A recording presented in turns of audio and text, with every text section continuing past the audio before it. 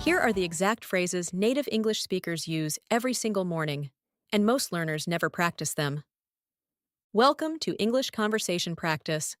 I'm Sarah, and today I'm working from my couch with my cat Luna on my lap, as usual. And I'm Mark. I took the metro this morning, grabbed a terrible coffee from the vending machine, and here I am, ready to talk English with you all. We are so happy you're here with us today. On this channel, we help you practice real, everyday English through natural conversations, not textbook stuff, real talk. That's right. And today's topic is something every single one of you does every day, whether you realize it or not.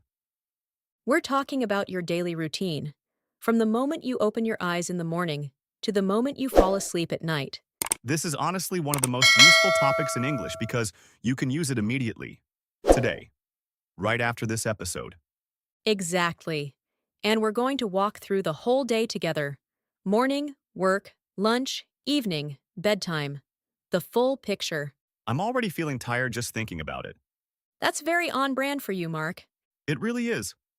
Okay, let's start at the very beginning, the morning. Sarah, what time do you usually wake up? So on weekdays, my alarm goes off at 6:45.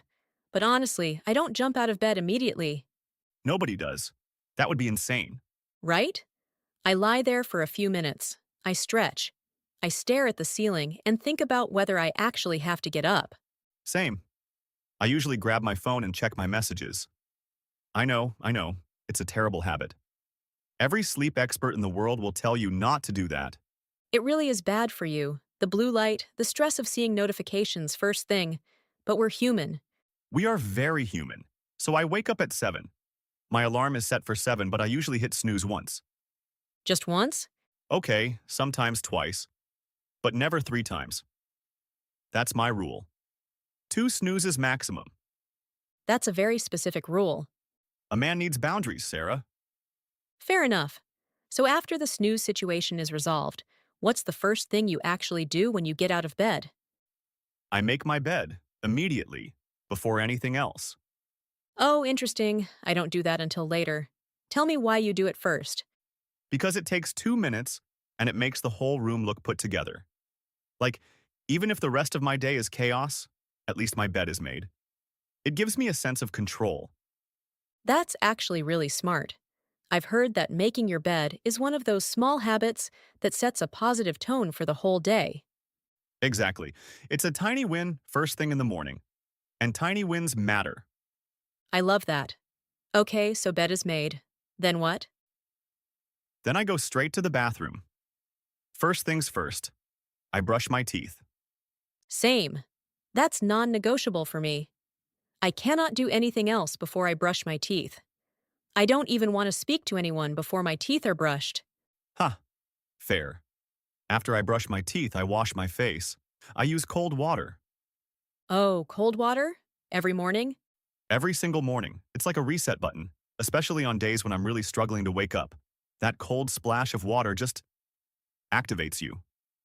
I can imagine. I personally need warm water on my face. Cold water in the morning sounds like a punishment to me. It is a punishment, but a useful one. After that, I take a shower. Hot or cold shower? Hot. Obviously, I'm not a maniac.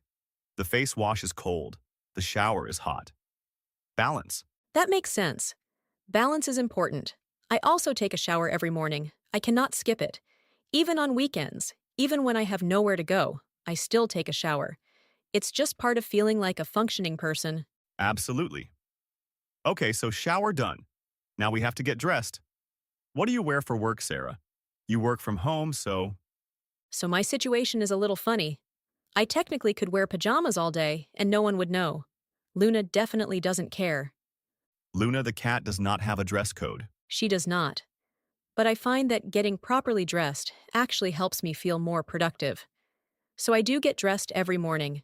I usually wear something comfortable, but not sloppy. Like nice leggings and a clean top. Something I wouldn't be embarrassed to be seen in on a video call. That's smart. The video call ready standard. Exactly. What about you? You go into an actual office. Yes, so I have to be more put together. I wear trousers and a shirt most days. Sometimes a sweater if it's cold. My office is business casual, which is a really useful phrase, by the way. Oh, yes, let's talk about that. Business casual is a very common English expression. It means you don't need a full suit and tie, but you can't show up in jeans and a t shirt either. It's somewhere in the middle, smart but not formal. Exactly. So I aim for business casual every day. I pick out my clothes the night before, actually. It saves time in the morning. Oh, that's such a good tip. Preparing your outfit the night before is a game changer. I used to spend like 10 minutes standing in front of my wardrobe, half asleep, trying to make decisions. That is not a good time to make decisions. Not at all. Decision fatigue is real, even for something as simple as choosing a shirt. Okay, so we're dressed. Now, the most important part of the morning breakfast. Oh, yes, I feel strongly about breakfast. Tell me everything. So I believe breakfast is the most important meal of the day. I always eat a proper breakfast. Every day. No exceptions. Okay, I respect that commitment. What do you usually eat? It changes a bit, but most days I have eggs. Scrambled eggs or a quick omelet, with some toast and coffee. Always coffee. How many coffees do you have in the morning? At home? One big one, then I get one more on the way to the office, so two before I even sit down at my desk. That tracks with everything you've told me about yourself, Mark. I am consistent. What about you? I'm a big breakfast person, too. I usually have yogurt with some granola and fruit. And I always have tea. I drink green tea every morning. Every single morning? Every single morning. It's my ritual. I make it. I sit down. I take 5 minutes to just be quiet before the day starts. Just me, my tea, and Luna, judging me from the windowsill. That sounds genuinely peaceful. I should try that. I usually eat standing up at the kitchen counter while checking my phone. Mark, sit down, eat your breakfast. Put your phone away. You sound like my mother. Your mother is right. Okay, so breakfast is done. Now we leave the house. How do you get to work? I take the metro. I live in the city, so it's actually pretty efficient. It takes me about 25 minutes door to door. That's not bad at all. Do you like taking the metro? Like is a strong word. I tolerate it. It's crowded in the morning. Everyone is tired. Nobody talks. It's like a mobile waiting room full of people pretending the other people don't exist. Ha! That is such an accurate description of public transport in the morning. But honestly, once I get a seat, which is rare, I do enjoy having that time. I listen to podcasts, sometimes English ones actually, which is great practice, by the way. Oh, that is such a good tip for our listeners. Commute time is learning time.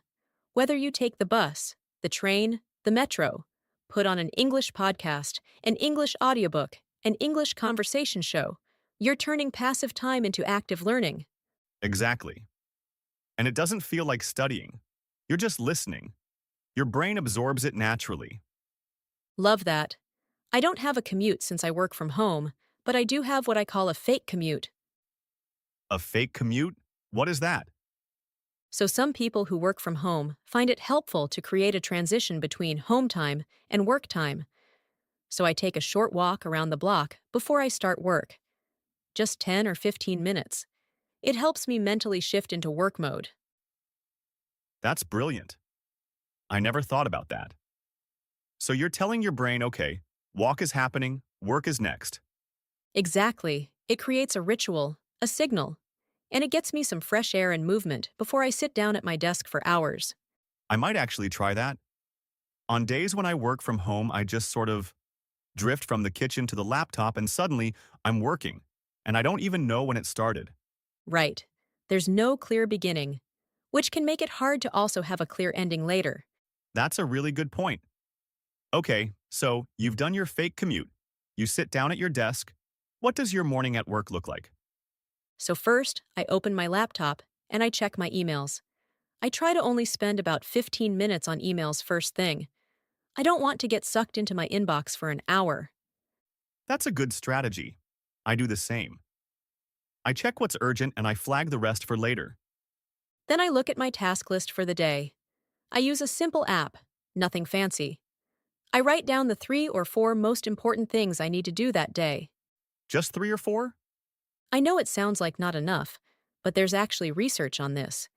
If you try to do 15 things in a day, you'll do them all halfway. If you focus on three important things, you can actually complete them properly. Quality over quantity. Exactly. And there's something really satisfying about actually crossing things off your list at the end of the day. Oh, I love that feeling.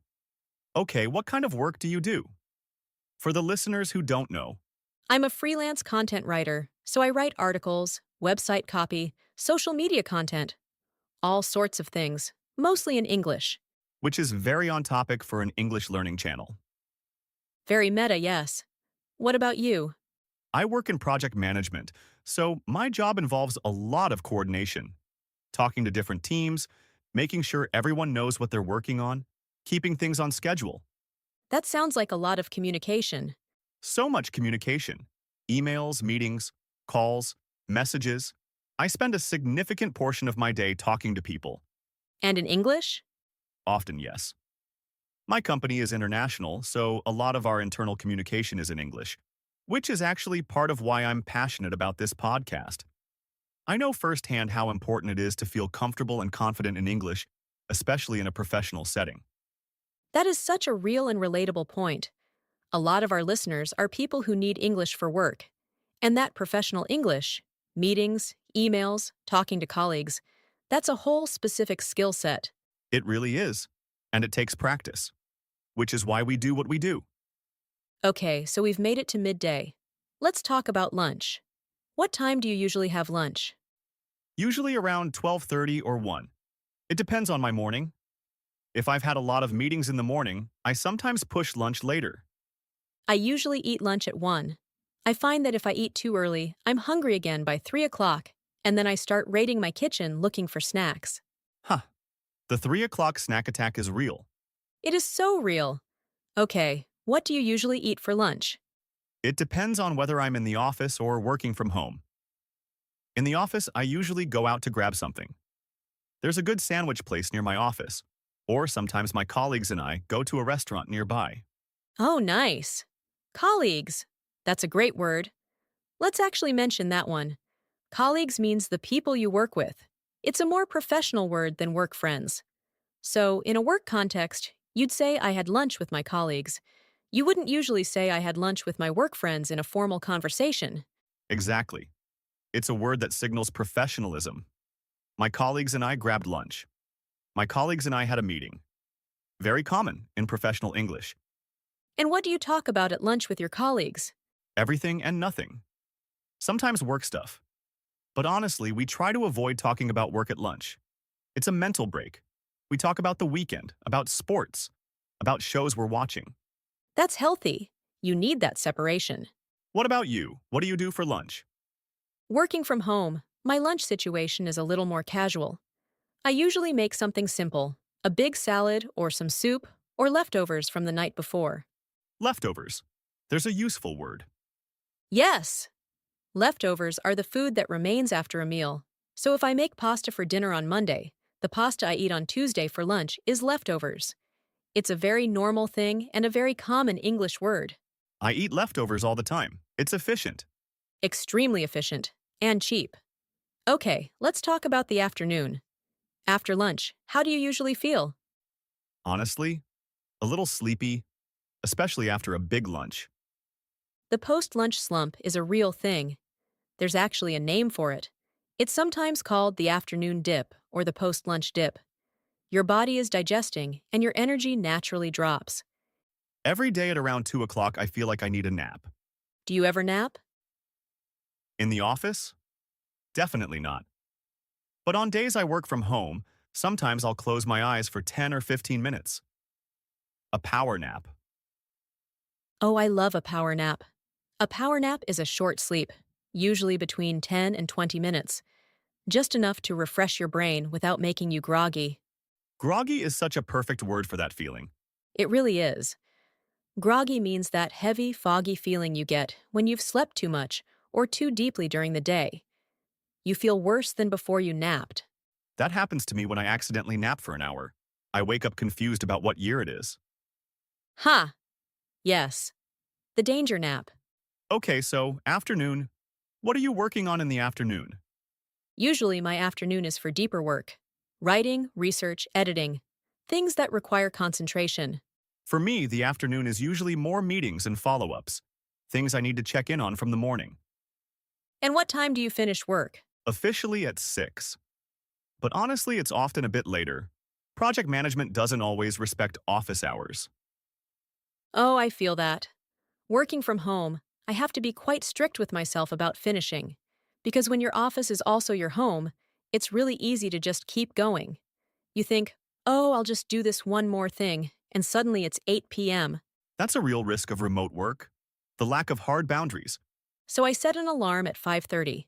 That's my signal to start wrapping up. Save my work, write my to-do list for tomorrow, close my laptop. Done. That's smart.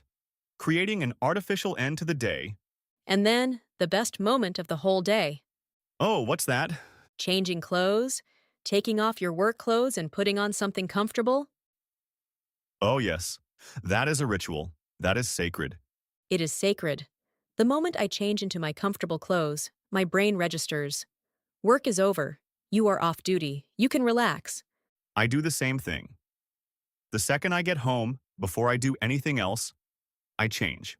Comfortable trousers, a soft sweatshirt. Done. It's such a simple thing, but it makes such a difference mentally. It really does. Okay, so we're both changed and comfortable. Now, dinner. Do you cook?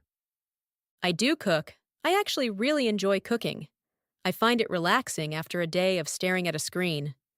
That's interesting. I find it a bit of a chore, personally. Really? What do you usually make for dinner? I try to keep it simple. Pasta is my go-to. Pasta with some sauce, maybe some vegetables thrown in, or chicken with rice and salad. Basic but satisfying. Nothing wrong with basic. Basic works. And sometimes, maybe once or twice a week, I order food. Delivery. I'm not going to pretend I cook every night because I don't. Takeaway or delivery is so normal. I think most people order food sometimes. What do you usually order? Depends on my mood. Sometimes pizza, sometimes Asian food.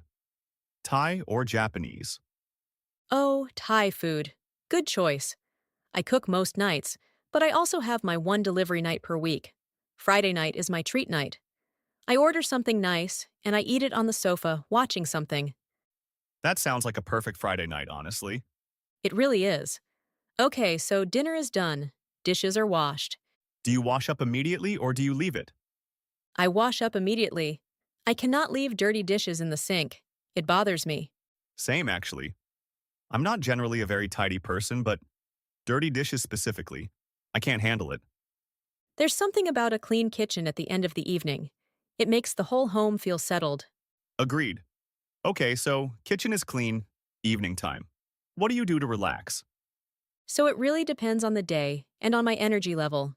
If I'm really tired, I'll just watch something on a streaming platform. I'm currently watching a really good drama series. Oh, anything you'd recommend? I don't want to say the name and date this episode, but yes, there are some excellent things to watch. And honestly, watching shows in English, with English subtitles, is one of the best ways to improve your English naturally. I fully agree with that tip. You're hearing natural speech, natural vocabulary, natural pronunciation. And the subtitles help you follow along without getting lost. Exactly. You're not studying. You're just watching TV. But your English is improving. I mostly watch things in the evening, too. But I also play video games sometimes. Online, with friends. I've never really gotten into video games. You should try. It's genuinely a lot of fun. And playing online with other people in English. That's actually great language practice, too. Oh, that's a good point. Gaming in English. You have to communicate quickly, clearly, under pressure. That builds really practical language skills. That's exactly it. You don't have time to overthink. You just speak, and you get better. I love that. What else do you do in the evenings? On Tuesdays and Thursdays, I go to the gym. You have a schedule? Yes? If I don't schedule it, I don't go. It needs to be on the calendar, like a meeting. That's such a mature approach to fitness. I've learned the hard way. If I say I'll go when I feel like it, I never feel like it. Huh, so true. I try to go for a walk every evening after dinner. Not always, maybe 4 or 5 times a week. But even 20 minutes makes a difference for how I sleep. Do you do any other activities during the week? On Wednesdays, I have an online book club. We meet online, about 6 of us, and we discuss a book we've all read that month. That's so nice. I love that. It's one of my favorite things, and it's a real conversation practice because we all have different opinions about the books, and we have to explain our thoughts and defend our views. That's real communication, not just small talk. Exactly. And on Friday evenings, I sometimes meet friends for dinner or drinks. Nice, social life. It's important. Okay, we're getting to the end of the day. Bedtime routine. What do you do to wind down before sleep? So I try to stop looking at screens about an hour before bed. I know, I don't always succeed, but I try. That's the goal. The reality is often different. The reality involves one more episode of something. Every time. Just one more. Just one more. Famous last words. But when I do manage to step away from screens, I read. Just 30 minutes or so. Reading before bed is genuinely one of the best things you can do for your sleep. It calms your mind, and it takes you out of the stress of the day. I've noticed that when I read before bed, I fall asleep faster and I sleep better. It's not just a cliche. Same. I always read before sleep. It's become such a fixed part of my routine that I actually feel weird if I don't do it, like something is missing. What kind of books do you read? I read all kinds of things fiction, nonfiction, sometimes a mix. Right now, I'm reading a travel memoir, and I love it. I mostly read thrillers. I like something that keeps me turning pages. But then I get too hooked and end up reading until midnight. The problem with a good book. It really is. Okay, so in terms of the actual bedtime routine, the practical stuff, what do you do? So after I've read, I put my book down. I brush my teeth. Very important, always brush your teeth at night. Non-negotiable. Non negotiable. I wash my face. I set my alarm for the next morning. And I try to keep my phone across the room so I'm not tempted to scroll. That's a good strategy.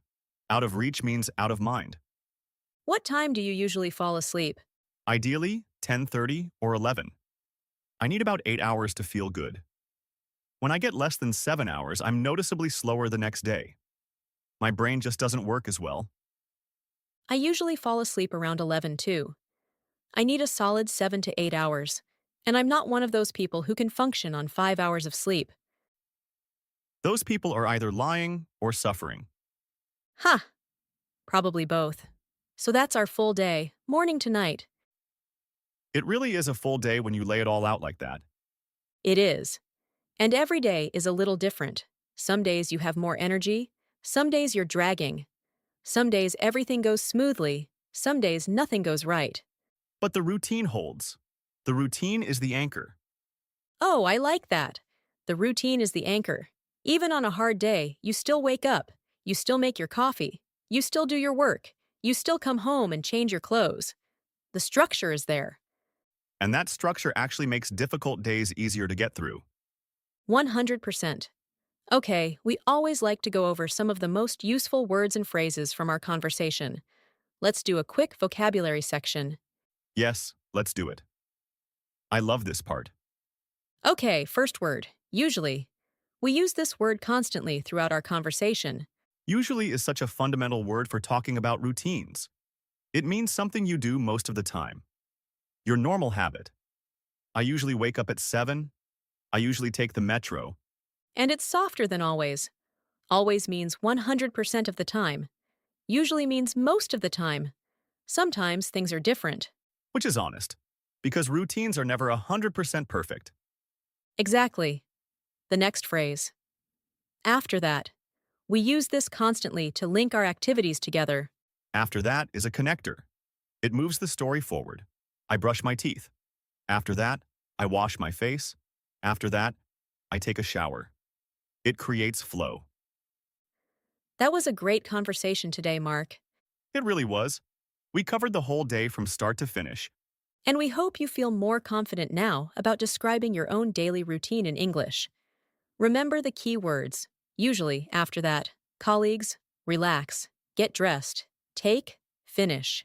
Use them today. Try this right now. Describe your morning out loud. Just your morning.